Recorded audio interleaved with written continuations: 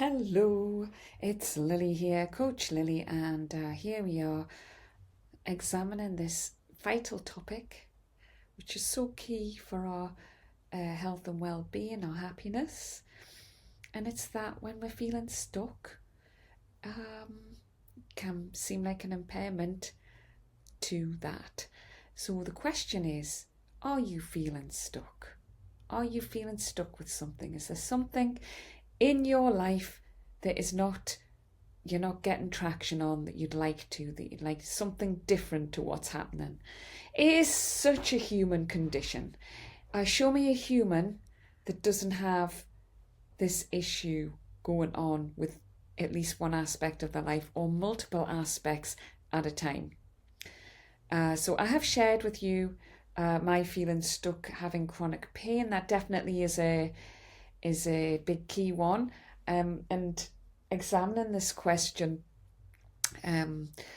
has helped me understand that there's more ways to look at this and ways to move the needle that aren't necessarily the ones that are most obvious that we may default to, and that's what I'm wishing to share with you.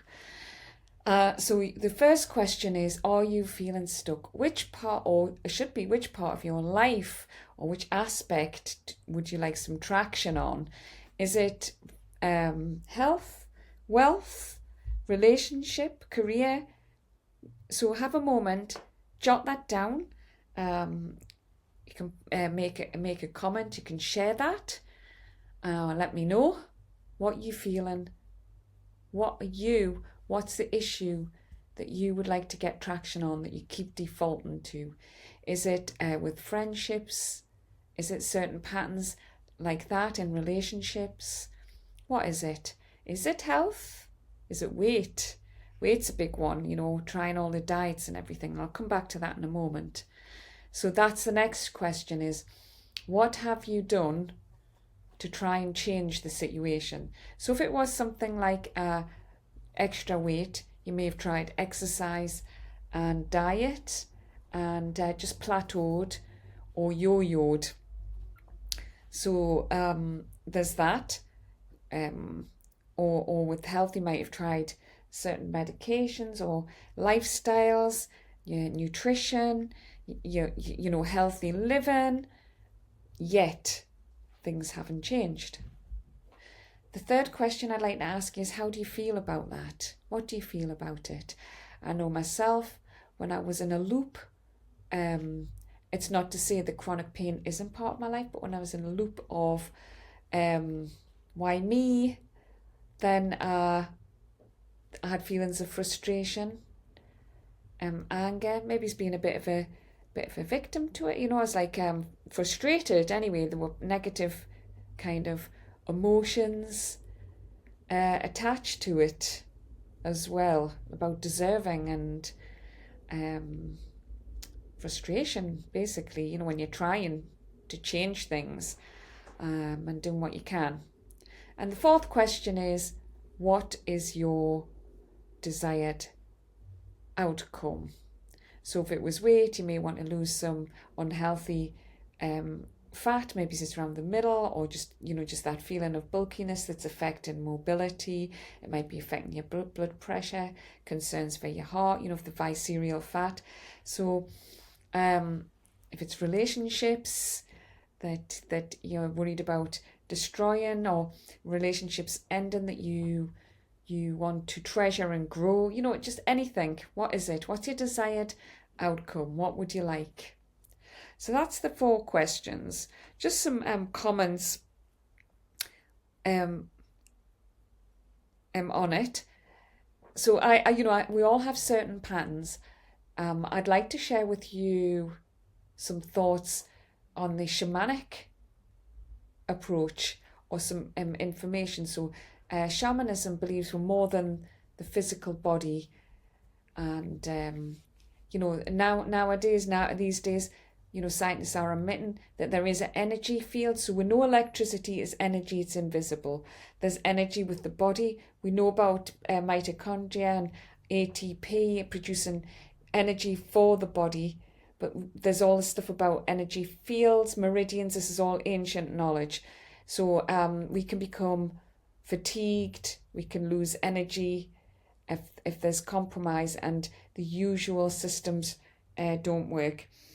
So the shamanic approach is looking at there being an energy field around the body, and this energy field, it connects right up to your DNA, and there's imprints in that, whether you believe in former lives or not, but there's imprints from this lifetime. And also this ties up with hypnotherapy.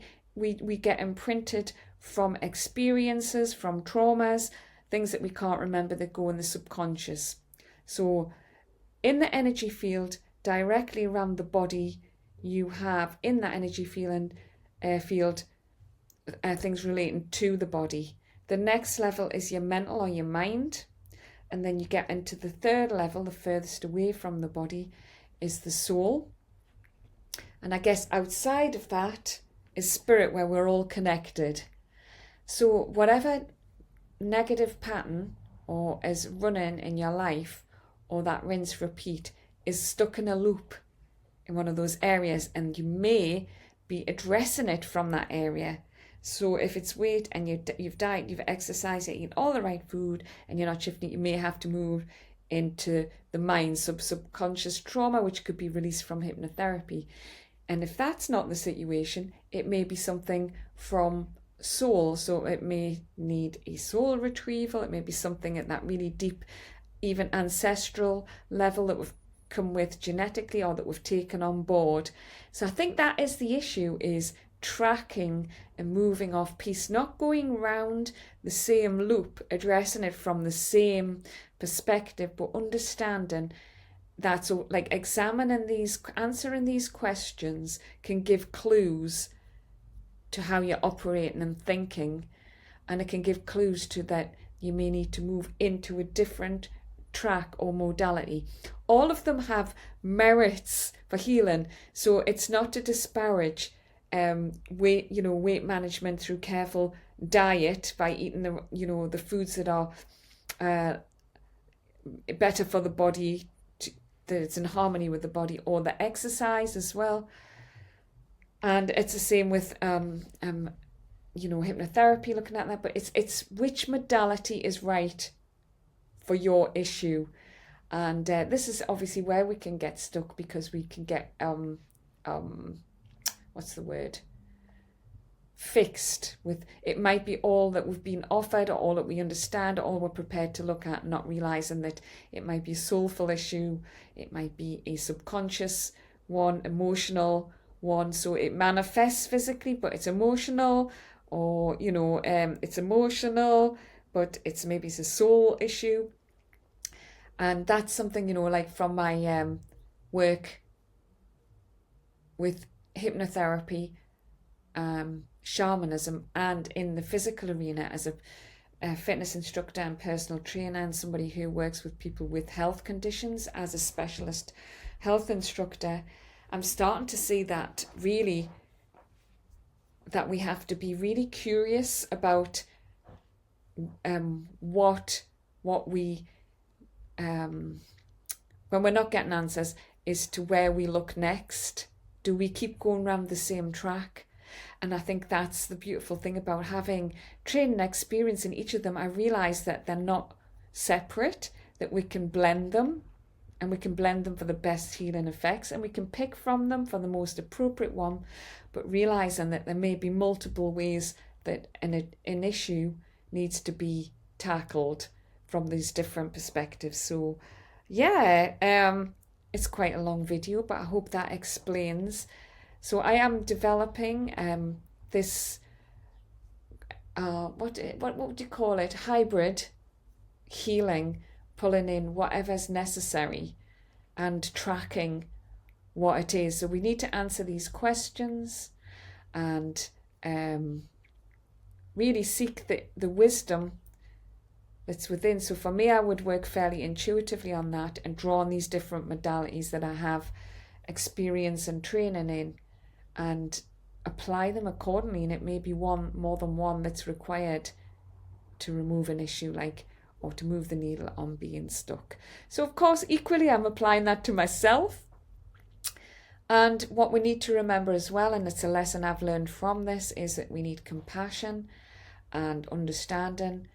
And sometimes there are lessons to be learned, and things won't necessarily shift quickly or directly until we've learned the lessons and made the appropriate thought forms or taken the appropriate actions to help with that.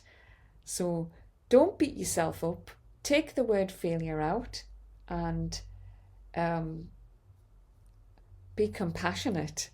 So that is my contribution, and answer the questions, and let's see if we can track for you and track with you on where the root lies.